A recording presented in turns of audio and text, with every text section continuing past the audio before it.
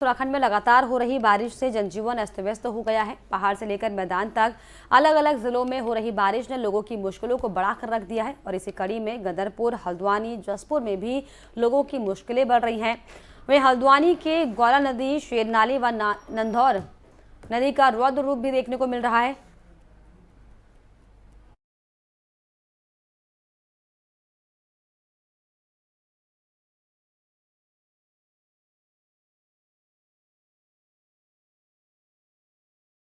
के गौला नदी, शेरनाले व नंधौर नदी का रौद्र रूप देखने को मिल रहा है।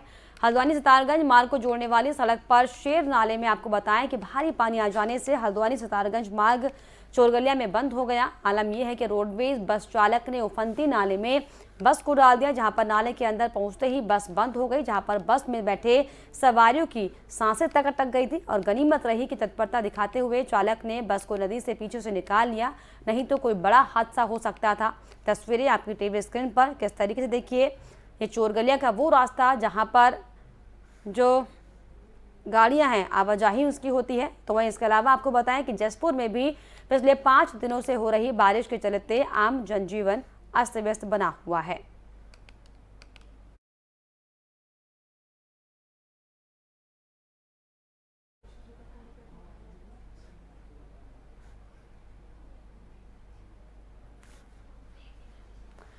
तो 3 तस्वीरें आपके टीवी स्क्रीन पर, जिसमें साफ तौर पर गदरपुर, हल्द्वानी और जसपुर की ये तस्वीरें, जिसमें आप ये साफ देख सकते हैं कि कैसे जो आसमानी आफत है वो कहर बनकर बरप रही है, क्योंकि जिस तरीके से जगह जगह पर नदियों का जलस्तर बढ़ रहा है और खतरा लगातार बढ़ रहा है। वहीं जो तस्वीरें हल्द्वानी की आप देख रहे हैं किस तरीके से, देखिए चोर गलिए का ये रास्ता जहाँ पर एक डिपो बस आते आते फंस जाती है, क्योंकि इतना घना पानी वहाँ पर बह रहा है। लोगों को हालांकि आने जाने में तकलीफें, दिक्कतें हो रही हैं और जान का खतरा भी लगातार बना हुआ। ऐसे में ये वाकई बड़ा सवाल है कि आखिर क्यों नहीं स्थानीय प्रशासन, स्थानीय नेता इस पर ध्यान देते। तो वहीं जसपुर में देखिए किस तरीके से जगह जगह पर जल भराव की स्थिति साफ तौर पर दिखाई पड़ रही है और बारिश के चलते जो अव्यवस्थाएं सामने आ रही हैं उसने आम जनजीवन को अस्त व्यस्त कर दिया है।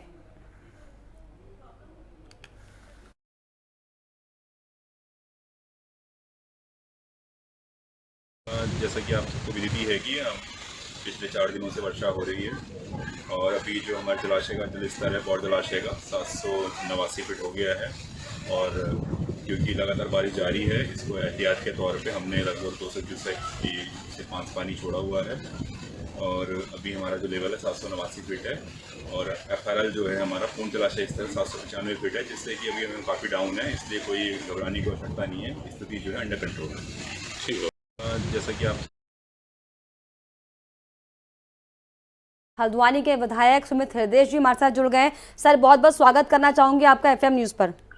जी धन्यवाद। जी सर, जिस तरीके से जो बारिश का जो कहर बरप रहा है और ऐसे में जो हल्द्वानी की सड़कें, नदियां बन चुकी हैं, क्या सर कहेंगे पहले इस पे? नहीं, देखिए ये सच्चाई है, क्रूरता है, आज की समझ है कि जो राजनीति है और जो वोट डालने की राजनीति बन चुकी है वो विकास के विपरीत विनाश के ओर अग्रसर हो चुकी है। तो इसलिए भारतीय जनता पार्टी धार्मिक उन्माद फैलाकर मात्र बिना किसी एजेंडे के वहां पे सरकार के ताज पे अपना सर जो बारिश से हालात वर्तमान में वहाँ दिखाई पड़ रहे हैं सर, इसकी जवाबदेही आप क्या दे पाएंगे सर? आप वर्तमान में विधायक वहाँ पर हैं और चोर गले का रास्ता सर आप जानते होंगे कि किस। देखिए लोगों ने विकास को, मेरा मतलब ये है कि कुछ लोगों ने विकास के लिए वोट डाला और कुछ लोगों ने ये धार्मिक उन्माद के लिए वोट डाला। तो मेजोरिटी जिन लोगों ने वोट डाला है, आज आप स्थिति देख लीजिए, प्रदेश बदहाल है। सड़कें केवल हल्द्वानी की नहीं, पूरे प्रदेश की। देखिए कांग्रेस की 2 सरकारें रही हैं उत्तराखंड, हम उनका हिस्सा रहे हैं। हमने बहुत करीबी तौर से, जज्बाती तौर से और उत्तराखंड के हित के लिए कार्य होते हुए और कराते हुए हमने अपने आप का अनुभव लिया है। माता जी का लिया है, माननीय पंडित जी नरेंद्र तिवारी जी का लिया है, रावत जी का लिया है, सबका लिया है। लेकिन सर वर्तमान में सर, क्योंकि आप विधायक हैं सर, क्योंकि आप जानते होंगे कि जो चोर गलियां की जो सड़कें हैं सर, सवाल सुन लीजिए सर, सुमित जी पहले सवाल मेरा सुन लीजिए। नहीं देखिए, सरकारी खजाना खाली है, सरकारी खजाना खाली है और नियोजन की कमी है। हमने रातों रात पूरे हल्द्वानी एक सड़क बनते हुए देखी है रात में इंसान सोचता लेकिन था, सर चोर तब गलियां की फिर- सड़कें सालों से नहीं बन पाई है, चाहे कांग्रेस की सरकार नहीं, आए चाहे नहीं, बीजेपी नहीं, की आप सरकार आए, देखिए, मैं- हालात देखिए, क्या है मैडम, सर वो आपको आपकी पता होगा क्योंकि आप जानकारी- वहाँ के नहीं, निवासी नहीं, हैं। आपकी जानकारी नहीं, sorry, I am very sorry, जी। आपकी जानकारी में अभाव है, आपके अनुभव में अभाव है। जी। आप 2017 से पूर्व, हाँ। 2012 से 17 तक और 2002 से 7 तक जी। कितना डामरीकरण पूरे उत्तराखंड में और हल्द्वानी में हुआ है। बिल्कुल वो आंकड़ों के सर, साथ मैं निवासी आप- हल्द्वानी आप- की हूँ और इसीलिए आप मेरा मेरे सवाल को सर पेश आपसे ये करिएगा है तो मैं बताऊंगा कि सालों से इन सड़कों का यही हाल है सर। नहीं, ये देखिए, बदहाली मैंने आपको बोला ना, ये लोग चुनाव केवल जीतने के लिए संघर्ष कर रहे हैं, लोगों के विकास के लिए। इन्हें पता सर है कि कांग्रेस धार्मिक क्या कर समाज रही है, मेरा जो सवाल करा बस रहा है, आपसे, नहीं, क्योंकि इसका आप हम वर्तमान फिलअप की कर रहे हैं। विधायक हैं सर। नहीं, हम बीजेपी ने क्या किया, प्रयास कर उन्माद रहे फैला हैं, रही है, सड़क से लेकर ये मेरा सड़क तक। सवाल नहीं है सर आपसे, क्योंकि आप वर्तमान की विधायक हैं, जाहिर तौर पर आप बखूबी कोशिश कर रहे हैं सर बेहतर काम करने की, लेकिन जब अगर इस तरह की तस्वीरें सामने आएंगी तो सर सवाल भी आप ही से होगा ना सर।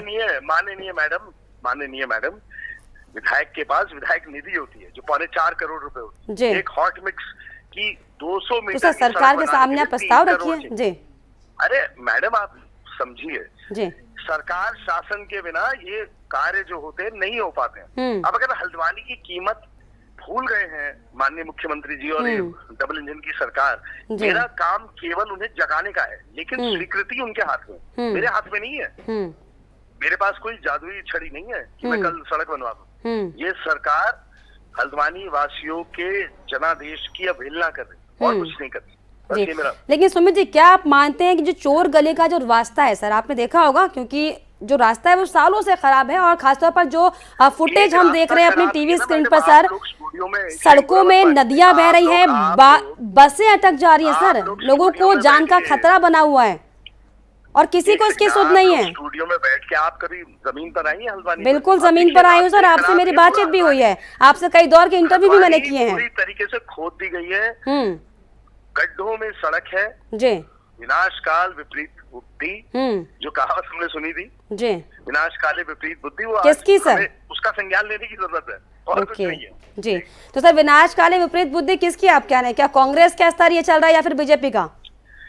नहीं, जो पूरा शासन प्रशासन ये तंत्र मंत्र जो चल रहा है जिस प्रकार से, ये केवल ये जानते हैं कि चुनावी परिणाम क्या होगा, तो किसी के कार्य का जो या कामों का जो वजन था वो वजन खो चुका है, और कार्यों की जो चलिए सुमित जी, बहुत शुक्रिया सर समय देने के लिए, लेकिन दुर्भाग्यपूर्ण है कि जो हालात सामने हम देख पा रहे हैं उन्हें हम लगातार इग्नोर कर रहे हैं और सिर्फ एक दूसरे पर आरोप प्रत्यारोप का जो दौर है वो जारी। बहुत शुक्रिया सर समय देने के लिए। तो हमारे साथ हल्द्वानी के वर्तमान विधायक सुमित हृदय जी थे, जिनका साफ तौर पर यह कहना है दरअसल ये बीजेपी की विपरीत बुद्धि का परिणाम है कि जो हल्द्वानी में इस तरीके के हालात है, लेकिन इन सब से ऊपर उठकर हम सबको मिलकर एक साथ काम करना होगा, ताकि जो तस्वीरें आप अपनी टीवी स्क्रीन पर देख पा रहे हैं, जो हालात हल्द्वानी में चोर गलियां सड़कों की बनी हुई है, ये एटलीस्ट थोड़ी सी बेहतर हो पाए, ताकि जो खतरा लोगों को जीवन का बना हुआ है उससे वो उभर पाए।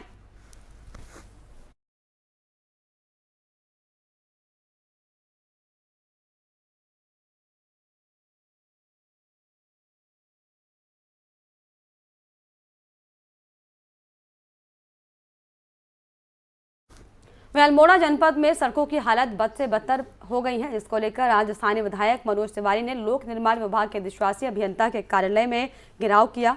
इस दौरान विधायक का पारा उस समय चढ़ गया जब अधिशासी अभियंता उनको कहानी समझाने लगे। इसके बाद विधायक के साथ सैकड़ों कांग्रेसियों ने अधिशासी अभियंता मुर्दाबाद के नारे लगाए।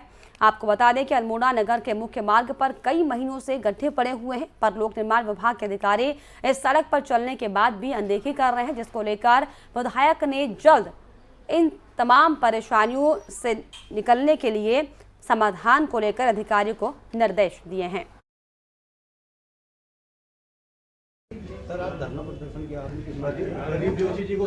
अल्मोड़ा विधानसभा की जितनी रोडें पिछली सरकार में हमारी सरकार में स्वीकृत थी, उसकी अद्यतन स्थिति और वर्तमान में शासन में जो पेंडिंग पड़ी हैं, या जो नोडल विभाग में है, या जो फॉरेस्ट क्लियरेंस नहीं हुई है, या जिसकी स्वीकृति होनी है, इन सारी चीज़ों को लेके आज यहाँ पर हम लोगों ने विभागीय अधिकारी के साथ यहाँ पर वार्ता करी है, घेराव कराया, और उसके साथ साथ जो दैवीय आपदा में पूरे शहर की स्थिति दयनीय हो गई है, जहाँ पर दीवारें क्षतिग्रस्त हुई, लोगों को मकानों का खतरा उत्पन्न हो गया है, और उसके साथ साथ पूरे शहर के आसपास सराउंडिंग में जो गड्ढे पड़ गए हैं और लगातार विभाग की उदासीनता के कारण आज जनता प्रभावित हो रही है। उन सारी बातों को लेकर अब हमने यहाँ विभागीय अधिकारी का घेराव किया है और तत्काल निर्देश किए हैं कि उसको पैचिंग वर्क किया जाए और जो विभाग की जो विधानसभा की जो हमारी मोटर मार्ग हैं उसको तत्काल शासन में भेजा जाए करके इन बातों को लेकर आज घेराव किया गया है।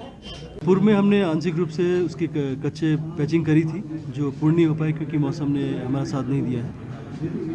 हालांकि वो हमने आंशिक ही कर पाए थे। उसके अलावा उसके नज़दीक जो APR रोड है वो डिफेक्ट लाइबिलिटी पीरियड में है। ठेकेदार को नोटिस दिया जा चुका है और ठेकेदार ने अवगत कराया कि उसे प्लांट लगाने की अभी NOC नहीं मिली है, उस वजह से वो काम शुरू नहीं कर पाया है। अभी 2-4 दिन का संभावित मौसम का फेज़ और है। उसके बाद जैसे वो प्लांट सेटअप करता है जो भी उसकी SDBC के पैचेस है वो टेकअप कर लिया जाएगा, उसको समन्वित करा दिया जाएगा।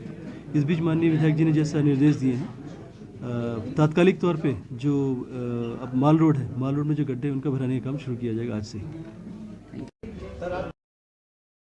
राजपुर में विज्ञान महोत्सव का आयोजन किया गया। वहीं चीनी मिल के पास BCSF इंटरमीडिएट कॉलेज में 2 दिवसीय ब्लॉक स्तर कार्यक्रम का आयोजन किया गया है। कार्यक्रम में 12 विद्यालयों के छात्र छात्राओं ने हिस्सा लिया। इस दौरान स्कूली बच्चों ने विज्ञान प्रदर्शनी, विज्ञान मेले और विज्ञान ड्रामा में अपनी कला का प्रदर्शन किया। कार्यक्रम का शुभारंभ चीनी मिल के GM हरवीर सिंह ने मां सरस्वती के चित्र के सम्मुख दीप प्रज्वलित कर किया। वहीं 12 विद्यालयों के 88 बच्चों ने महोत्सव में हिस्सा लिया है। इस दौरान बच्चों ने आकर्षक मॉडल प्रस्तुत किए और लोगों को जागरूक करने के लिए विज्ञान से संबंधित ड्रामा प्रस्तुत किया।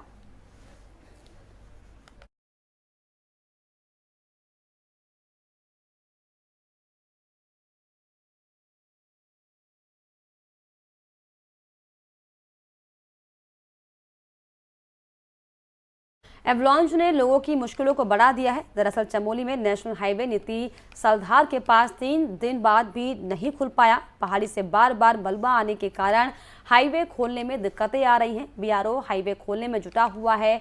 लोगों को आने जाने में परेशानियों का सामना करना पड़ रहा है।